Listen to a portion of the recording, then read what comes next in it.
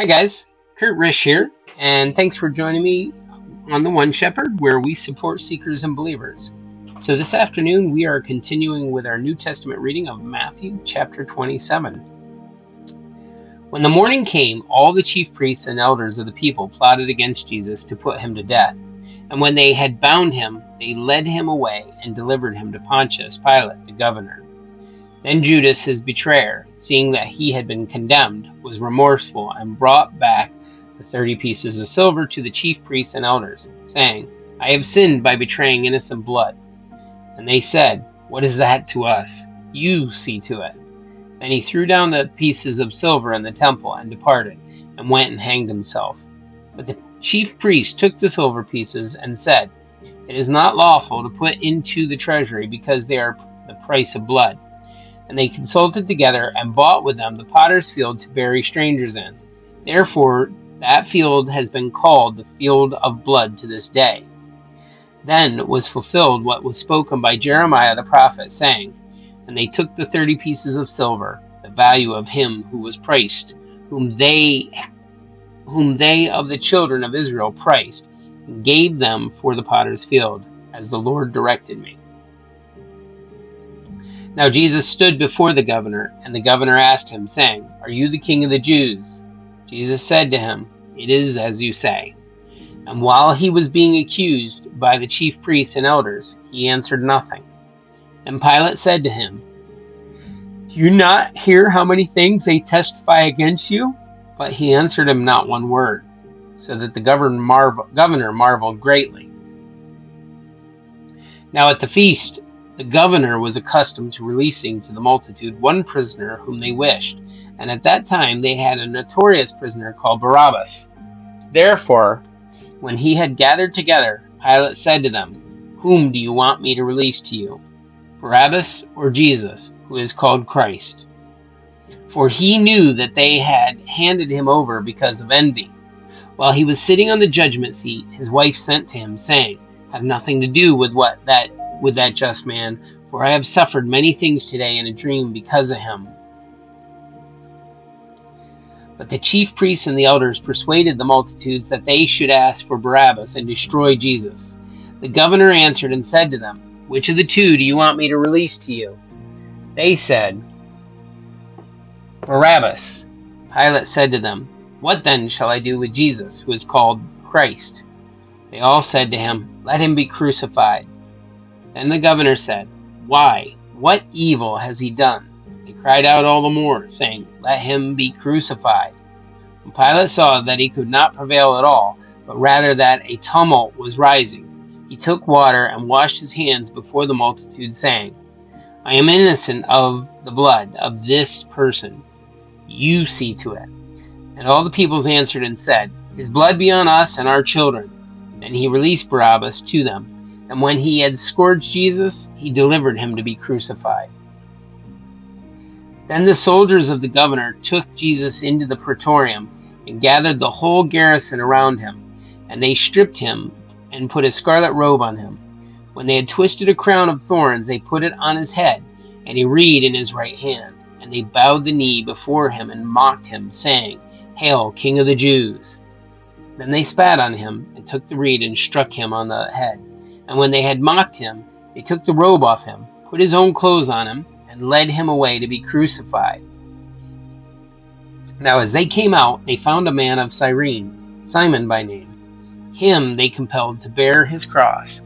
And when they had come to a place called Golgotha, that is to say, place of the skull, they gave him sour wine mingled with gall to drink.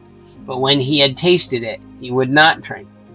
Then they crucified him and divided his garments, casting lots, that it might be fulfilled which was spoken by the prophet. They divided my garments among them, and for my clothing they cast lots. Sitting down they kept watch over him, and they put over his head the accusation written against him, This is Jesus, the King of the Jews. Then 2 robbers were crucified with him, one on the right hand and one on the left. And those who passed by blasphemed him, wagging their hands and saying, You who destroy the temple and build it in 3 days, save yourself. If you are the Son of God, come down from the cross. Likewise, the chief priests also, mocking with the scribes and elders, said, "He saved others, himself he cannot save. If he is the King of Israel, let him now come down from the cross, and we will still believe him. He trusted in God. Let him deliver him now if he will have him. For he said, I am the Son of God." Even if the robbers who were crucified with him reviled him with the same thing. So guys, I would just point out here, they make this comment, if he is the King of Israel, let him now come down from the cross. We will believe him. Here again, applying that he had the power of God to remove himself from the cross and being crucified. So they understood that Jesus, when he admitted to be acknowledged being the King and the Son of God, was acknowledging that he was God. Now from the 6th hour until the 9th hour, there was darkness over all the land. And about the 9th hour, Jesus cried out with a loud voice, saying, Eli, Eli, lama sabachthani. That is, my God, why have you forsaken me? And guys, if we look here, we can see that this, again, is a prophecy from Psalms 22:1. Some of those who stood there, when they heard that, said, "This man is calling for Elijah."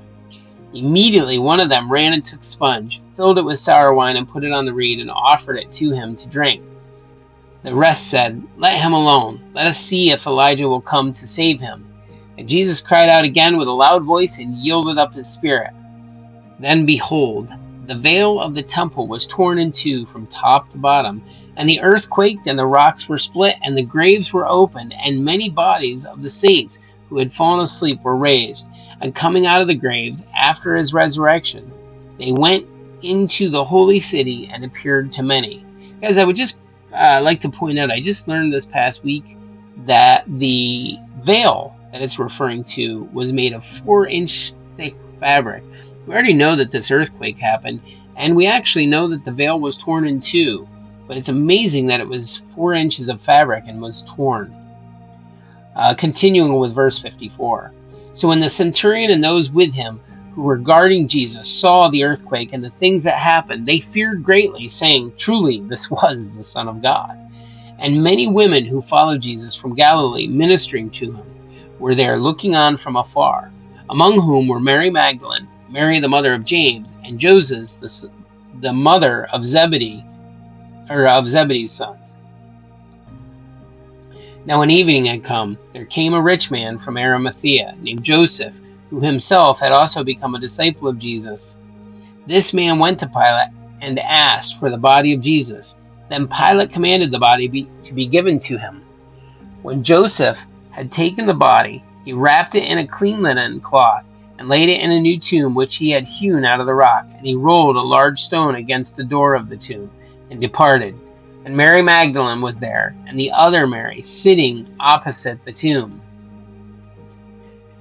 On the next day, which followed the day of the preparation, the chief priests and the Pharisees gathered together to Pilate, saying, "Sir, we remember while he was still alive how that deceiver said, 'After 3 days I will rise.' Therefore, command that the tomb be made secure until the 3rd day, lest his disciples come by night and steal him away and say to the people, 'He has risen from the dead.' So the last deception will be worse than the first." By the way, guys, he made 2 prophecies about returning after 3 days. First was when he said that this generation was wicked and asked for a sign, and none would be given but the sign of Jonah. For Jonah spent in the belly of a great fish for 3 days. And actually, if you read Jonah, it seems as if Jonah died and descended into hell, or actually the abyss. The second thing is when he said, "Tear down this temple and I will rebuild it in 3 days." They understood that he was talking about him, that he would be slain and be resurrected in 3 days. Anyhow, so let's continue here with verse 65. Pilate said to them, "You have a guard. Go your way, make it as secure as you know how." So they went and made the tomb secure, sealing the stone and setting the guard. Guys, that's it for our New Testament reading of Matthew 27. Join us tomorrow morning as we continue with our Old Testament reading. Also, be sure to like and subscribe below, as that helps spread the word. In the meantime, you guys have a great day, and God bless.